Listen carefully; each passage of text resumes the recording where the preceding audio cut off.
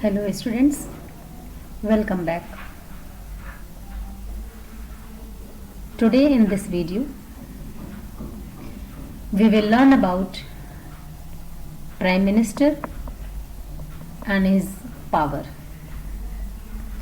In our previous video we saw that the political executives are more powerful than permanent executives. We also understand the reason behind this, because in democracy the will of people is supreme and the political executives are elected by the people. Though they are not having much qualification, educational qualification, but they have power in final decision. Today in this video we will come to know about Prime Minister. Prime Minister, Pradhan Mantri. Prime Minister is not only a person, केवल व्यक्ति विशेष नहीं है जो प्रधानमंत्री होता है. He or she is also the most important political institution in the country. Actual में एक इंस्टीट्यूशन है. प्रधानमंत्री का जो पद है, प्रधानमंत्री जो ऑफिस है, वो सिर्फ एक व्यक्ति के लिए यूज किया जाने वाला वर्ड नहीं है. ये अपने आप में एक पॉलिटिकल इंस्टीट्यूशन है और बहुत ही महत्वपूर्ण पॉलिटिकल इंस्टीट्यूशन है, because the prime minister is the real executive of the nation. Yet there is no direct election to the post of prime minister. इस बात को आप समझिएगा, ये बहुत ही इंपॉर्टेंट कंसेप्ट है आपके लिए. हमारे देश में प्रधानमंत्री के पद के लिए इलेक्शन नहीं होता. वो दूसरी बात है कि बिफोर द इलेक्शन अगर डिफरेंट पॉलिटिकल पार्टीज अपने कैंडिडेट्स को प्रमोट करें कि हमारी अगर सरकार बनती है तो ये हमारे प्रधानमंत्री होंगे, इस चेहरे को हम प्रधानमंत्री के रूप में प्रेजेंट कर रहे हैं, दैट इज अनदर थिंग. लेकिन कभी भी प्रधानमंत्री के पद के लिए, इस पोस्ट के लिए हमारे देश में इलेक्शन नहीं होता है. फिर इलेक्शन किसका होता है? इलेक्शन होता है मेंबर ऑफ पार्लियामेंट का. लोकसभा के मेंबर्स का इलेक्शन होता है. जो लोग चुने जाते हैं वो लोकसभा के मेंबर्स होते हैं और उस चुने गए जो लोग चुने गए हैं लोकसभा के लिए, तो सिंपल मेजॉरिटी सिस्टम के अकॉर्डिंग जिस पार्टी को पीपल्स मैंडेट मिलता है वो क्या करते हैं, अपने बीच से अपने एक नेता का नाम, अपने एक लीडर का नाम, जिसे सर्वसम्मति से चुना गया हो, उनका नाम वो प्रेसिडेंट को देते हैं. And then after president appoints the prime minister. अब जो है कोई एक पार्टी ए है, आप इसको समझिए बेटा, एक पार्टी ए है जिसको मेजॉरिटी मिली है, ठीक. उस पार्टी ए का पर्सन है मिस्टर सी. पार्टी ए के सभी मेंबर्स ने मिलकर के मिस्टर सी को चुना कि ये हमारे नेता होंगे. उनके द्वारा मिस्टर सी का जो विद इन द पार्टी जो चुनाव हुआ, क्योंकि ये सारे के सारे मेंबर ऑफ लोकसभा हैं और उन्हें जनता ने अपना मैंडेट दिया हुआ है, ये जीती हुई पार्टी है. अब मिस्टर सी क्या है, उस जीती हुई पार्टी के नेता हुए.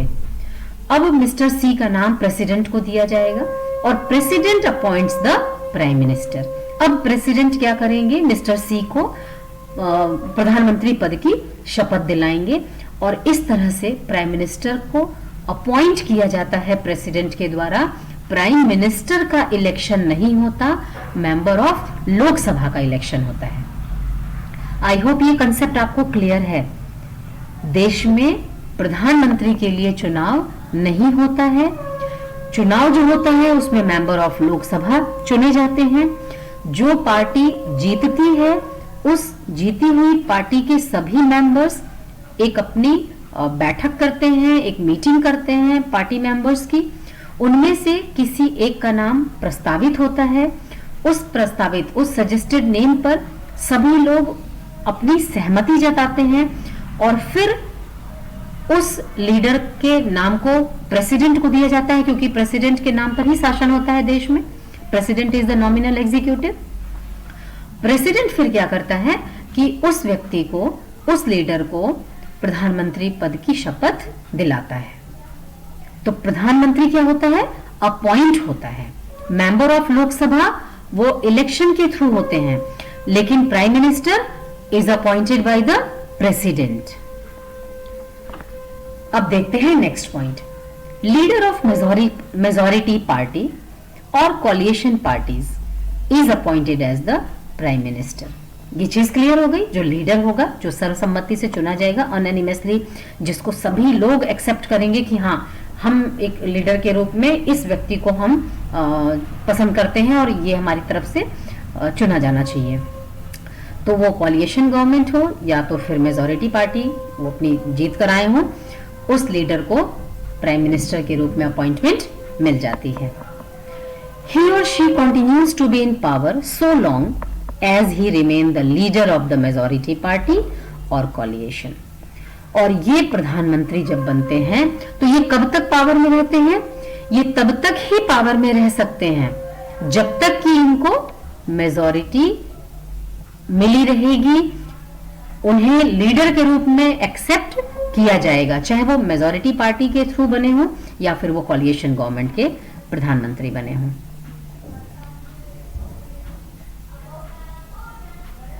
अब प्रधानमंत्री का चुनाव मतलब प्रधानमंत्री की अपॉइंटमेंट हो गई। प्रधानमंत्री के लिए कोई चुनाव नहीं होता है, कोई इलेक्शन नहीं होता है। अब प्राइम मिनिस्टर क्या करता है? अपनी टीम बनाता है। और एक ब्रीफ मैं बता रही हूं, बहुत ही ब्रीफ में यहां पर, कि जो प्राइम मिनिस्टर अपनी टीम बनाता है उसे हम काउंसिल ऑफ मिनिस्टर कहते हैं। डिटेल में काउंसिल ऑफ मिनिस्टर्स के बारे में हम अपने नेक्स्ट वीडियो में पढ़ेंगे।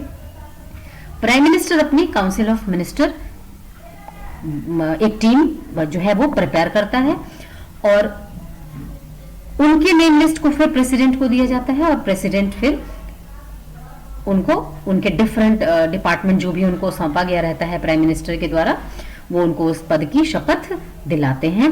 प्रेसिडेंट का कोई कंसेंट नहीं होता है कि प्रेसिडेंट अपने इच्छा को नहीं जाहिर कर सकता कि ये व्यक्ति प्रधानमंत्री क्यों बन रहा है, इसे न हटाकर इसे बनाना चाहिए। या फिर प्रेसिडेंट ये नहीं कह सकता प्राइम मिनिस्टर को कि तुमने ये डिपार्टमेंट इसको क्यों दे दिया, ये इसे नहीं, इस पर्सन को मिलना चाहिए। प्रेसिडेंट का काम सिर्फ इतना है कि चुने हुए लीडर को प्राइम मिनिस्टर की शपथ दिला देना और प्राइम मिनिस्टर के द्वारा जो नेम लिस्ट प्रोवाइड की गई है विद डिफरेंट डिपार्टमेंट्स, वो उनको उस पर्टिकुलर मंत्री पद की शपथ दिला देना। प्रेसिडेंट का ये काम है और प्रधानमंत्री जो चुना गया है वो तब तक रहेगा सदन में जब तक कि वो लीडर के रूप में एक्सेप्ट किया गया है अपने पार्टी मेंबर्स के द्वारा या फिर अपने अलायंसेस के द्वारा। अब देखते हैं power and function of prime minister. क्या क्या पावर है प्राइम मिनिस्टर के? तो prime minister is a pivot. Prime minister एक धुरी है, एक सेंट्रल पॉइंट है, एक एक्सेस है जिसके चारों तरफ टोटल एडमिनिस्ट्रेटिव एक्टिविटीज परफॉर्म होती हैं। एक केंद्र बिंदु है प्रधानमंत्री जो सभी डिपार्टमेंट्स को कोऑर्डिनेट करता है। He acts as a link between council of ministers and president. Prime minister chairs the cabinet meeting. ये कैबिनेट मीटिंग को चेयर करता है और all ministers work under his leadership. चूंकि अभी हमने पिछली स्लाइड में देखा प्रधानमंत्री कौन बनता है? जिसे सर्वसम्मति से उस पार्टी के सभी मेंबर्स चुनते हैं कि अपने एक लीडर के रूप में। तो जब वो लीडर हो गया तो ऑब्वियस है ना कि सारे के सारे मिनिस्टर्स जो आएंगे, जो अपनी टीम तैयार किया प्राइम मिनिस्टर ने, वो सभी उसके लीडरशिप के अंडर वर्क करेंगे। Parliamentary democracy is equal to prime ministerial form of the government. जो पार्लियामेंट्री डेमोक्रेसी होती है उसमें प्राइम मिनिस्टर के पास सुप्रीम पावर होता है। और ये सुप्रीम पावर क्यों होता है? बिकॉज जो प्राइम मिनिस्टर व्यक्ति बना है, जो मेंबर ऑफ लोकसभा है, वो किसके द्वारा चुनकर आया है? वो जनता के द्वारा चुनकर आया है। वो रिप्रेजेंट कर रहा है अपनी कॉन्स्टिट्यूएंसी से अपने वहां के लोगों को। और इसलिए पार्लियामेंट्री डेमोक्रेसी को generally prime ministerial form of the government भी कहते हैं, क्योंकि अगर प्राइम मिनिस्टर रिजाइन करता है तो पूरी गवर्नमेंट ही कोलैप्स कर जाएगी। कभी कभी सिचुएशन बनती है कॉलिएशन गवर्नमेंट की। हम इसे समझने की कोशिश करते हैं। What is coalition government? Coalition government मतलब मिलीजुली सरकार जो बनती है, गठबंधन वाली सरकारें जो बनती हैं। तो ये जो कॉलिएशन होता है, ये जो अलायंसेस बनते हैं, ये दो तरीके से बनते हैं। एक बिफोर द इलेक्शन और दूसरा after the election. Before the election में क्या होगा कि डिफरेंट पॉलिटिकल पार्टीज हैं, वो क्या करेंगी? आपस में सीट्स को डिस्ट्रीब्यूट कर लेती हैं। ठीक है, जैसे अगर कहीं 80 सीट्स हैं तो 40 पे एक पार्टी लड़ेगी, 40 पे दूसरी, और उस आउट ऑफ 80 जितना मिलेगा जोड़ करके वो अपना तैयार करेंगे इक्वेशन। और एक होता है कि इंडिविजुअली वो इलेक्शन कंटेस्ट करेंगी, लेकिन आफ्टर द रिजल्ट फिर वो सोचेंगी या तय करेंगी कि उन्हें एक साथ मिलकर के सरकार बनानी है क्या। अगर उन्हें मेजॉरिटी नहीं मिलती है तो कॉलिशन की गवर्नमेंट कब बनेगी? When no single party is going to get the full majority. जब किसी को बहुमत नहीं मिलता है तो फिर डिफरेंट पॉलिटिकल पार्टीज क्या करती हैं? अलायंसेस बनाती हैं और फिर अपनी आपसी सूझबूझ के साथ, म्यूचुअल अंडरस्टैंडिंग के साथ they are going to form the government. तो जब मिलीजुली सरकार बनती है उस सिचुएशन में प्राइम मिनिस्टर का क्या रोल होता है? Prime minister accommodates different group and people. क्योंकि डिफरेंट पॉलिटिकल पार्टीज मिलकर के अलायंस बनाई हैं, उनकी आइडियोलॉजी डिफरेंट होगी, उनमें जो मेंबर्स होंगे वो थोड़े डिफरेंट होंगे, उनके व्यूज डिफरेंट होंगे, और इन सब को एकोमोडेट करना, इन सारे डिफरेंसेस को बहुत ही एफिशिएंटली एकोमोडेट करना। और कॉलिएशन गवर्नमेंट में प्राइम मिनिस्टर के पास बड़ा ही चैलेंजिंग टास्क होता है to satisfy each of the group. जो भी ग्रुप जिस भी सोच के साथ कॉलिएशन में आए हैं उनकी एस्पिरेशन को सेटिस्फाई करना, ये प्राइम मिनिस्टर का चैलेंजिंग टास्क है। He or she is required to heed to the views and position of coalition partners. ये प्राइम मिनिस्टर की नीड होती है टू पे हीड, उन पर ध्यान दें, to the views and position of coalition partners. क्या उनकी सोच है, क्या उनकी स्थिति है, उन्हें नाराज करके नहीं चल सकते। क्यों? Because their support is essential for the survival of the government. क्योंकि अगर वो प्राइम मिनिस्टर जो हैं वो दूसरी पार्टी के हैं, अदर जो मेंबर्स हैं वो दूसरी पार्टी के हैं, उन्होंने इनको सपोर्ट किया हुआ है, जिसकी वजह से ये प्राइम मिनिस्टर बने हुए हैं और इनकी सरकार रन कर रही है। लेकिन अगर प्राइम मिनिस्टर इनकी अनदेखी करेगा, अपने अलायंसेस की अगर अनदेखी करेगा, उन्हें प्रॉपर अटेंशन नहीं देगा, उन्हें सपोर्ट नहीं करेगा, तो क्या करेंगे वो? यस, वो अपना समर्थन वापस खींच लेंगे। और जब उनका समर्थन वापस खींच लेंगे तो क्या हो जाएगा? सरकार क्या हो जाएगी? अल्पमत में आ जाएगी। जो मेजॉरिटी था उनके पास, जितने सीट की रिक्वायरमेंट थी as per simple majority system, उस क्राइटेरिया को ये फुलफिल नहीं कर पाएंगे। मतलब वायलेशन ऑफ द कॉन्स्टिट्यूशन। संविधान क्या कहता है? जिस पार्टी को मेजॉरिटी मिलेगी वही शासन करेगा। ठीक, यहां क्लियर है? अब जो अलायंसेस थे जिन्होंने सपोर्ट किया, अगर प्राइम मिनिस्टर उनकी नीड्स को नहीं फुलफिल करता है, उन्हें ओवरलुक करता है, तो वो क्या करेंगे, अपना समर्थन वापस खींच लेंगे। और जब वो अपना समर्थन वापस कर लेंगे तो इन्हें तो पहले से मेजोरिटी मिली नहीं थी, that's why they form coalition government ना। और जब इन्हें नहीं मिली थी मेजोरिटी तो ये ऑलरेडी लेस इनके पास सपोर्ट था, अल्पमत में थे ये।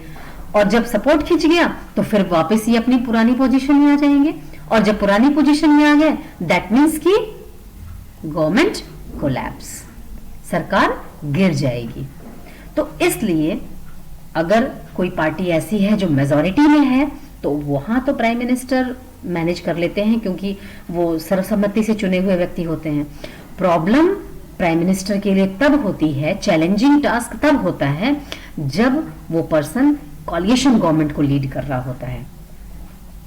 आई होप कि आपको power and function of prime minister समझ में आ गया होगा। एक शॉर्ट रिकैप देती हूं। There is no election for the prime minister. Lok Sabha और राज्यसभा के लिए इलेक्शन होता है। जो पार्टी जीतती है उसके मेंबर्स आपस में बैठ करके मीटिंग करके अपना एक लीडर चुनते हैं। उस चुने हुए लीडर का नाम वो प्रेसिडेंट को देते हैं। प्रेसिडेंट का इसमें अपना कोई रोल नहीं होता। प्रेसिडेंट सिर्फ उस चुने हुए लीडर को प्रधानमंत्री पद की शपथ दिला देता है। उसके बाद प्रधानमंत्री क्या करता है, अपनी एक टीम तैयार करता है जिसे हम काउंसिल ऑफ मिनिस्टर्स बोलते हैं। उसमें भी प्रेसिडेंट का कोई कंसेंट नहीं चाहिए। प्रधानमंत्री अपनी इच्छा के अनुसार, अपने स्वीट विल के अकॉर्डिंग मेंबर्स को चुनता है। वो नेम लिस्ट फिर से प्रेसिडेंट को दिए जाते हैं। प्रेसिडेंट क्या करते हैं, उन्हें उनके रिस्पेक्टिव डिपार्टमेंट की मिनिस्ट्री जो उनको मिली होती है उसकी उन्हें शपथ दिला देते हैं, ओथ सेरेमनी होती है। और फिर प्राइम मिनिस्टर जो है अपनी सरकार को चलाता है। Prime minister acts as a link between the council of ministers and president. He chairs the cabinet meeting. All ministers work under his leadership, and in a coalition government there is a challenging task for Prime Minister to coordinate each and every alliance group. So this was all about Prime Minister and his power. In our next video we will try to understand about Council of Ministers. Thank you.